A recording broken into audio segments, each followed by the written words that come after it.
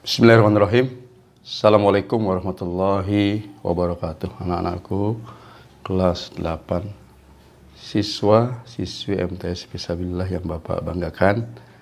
Hari ini materi kita bab 2 tentang mukjizat. Bapak menyampaikan cuma 3 poin. Yang pertama adalah tentang pengertian. Mukjizat secara bahasa artinya adalah melemahkan. Secara istilah, mukjizat adalah kejadian luar biasa yang Allah berikan kepada para nabi dan rasulnya sebagai bukti kerasulannya untuk melemahkan musuh-musuh Islam. Itu pengertian mukjizat secara bahasa dan istilah. Tolong diperhatikan dan disalin, dicatat di buku tulis kalian. Ada kelas-kelas tingkatan kejadian luar biasa itu, yang paling tinggi adalah mukjizat. Itu yang Allah berikan kepada para nabi dan rasul. Yang kedua adalah karomah yang Allah berikan kepada para wali. Yang ketiga adalah ma'unah, artinya pertolongan yang Allah berikan kepada orang-orang yang beriman. Yang keempat adalah irhas yang Allah berikan keistimewaan kepada para calon nabi. Jadi ada 4: mukjizat, karomah, ma'unah, irhas. Yang berikutnya adalah macam-macam mukjizat. Itu ada 2. Yang pertama adalah mukjizat kauniyah, mukjizat yang bisa dilihat oleh indera manusia, oleh matanya, disaksikan, didengar. Ini sifatnya terbatas hanya pada kejadian tersebut.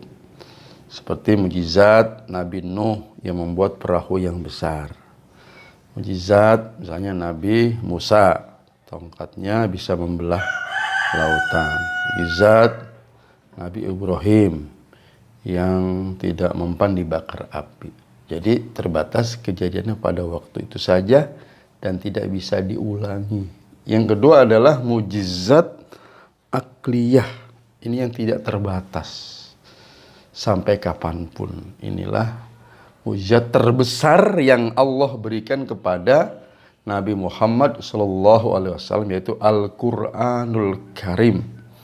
Sepanjang zaman itu menjadi mukjizat bagi umatnya yang berupaya memahami tentang berbagai macam keistimewaan dari Al-Quran. Dari sisi bahasanya, sastranya, dari isi kandungan cerita sejarah umat-umat terdahulu, dari informasi-informasi tentang ilmu pengetahuan dan sebagainya. Itu bukti bahwa Al-Quran adalah mukjizat akliyah yang tidak terbatas. Ya, itu mukjizat Nabi Muhammad SAW.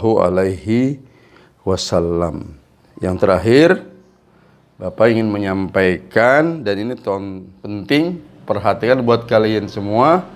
Tolong dibuka di buku paket bab 2 tentang mukjizat. Kalian tulis, itu ada 7 contoh mukjizat untuk para nabi-nabinya. Mukjizat Nabi Ibrahim, Nabi Musa, Nabi Daud, Nabi Soleh, Nabi Isa, Nabi Nuh, Nabi Muhammad. Materi kita hari ini cuma itu saja. Bapak simpulkan, yang pertama yang kita bahas adalah tentang pengertian mukjizat dari bahasa dan istilah. Yang kedua, ada 2 macam mukjizat, yaitu mukjizat kauniyah dan mukjizat akliyah. Yang ketiga, ada 4 tingkatan mukjizat sudah tadi. Yang terakhir adalah kalian tolong belajar di rumah dengan mandiri menulis contoh-contoh mukjizat para nabi yang tadi Bapak sebutkan. Demikian, semoga kalian tetap semangat belajar di rumah, mengisi waktu yang ada dan hal yang berkualitas dan bermanfaat. Terima kasih. Assalamualaikum warahmatullahi wabarakatuh.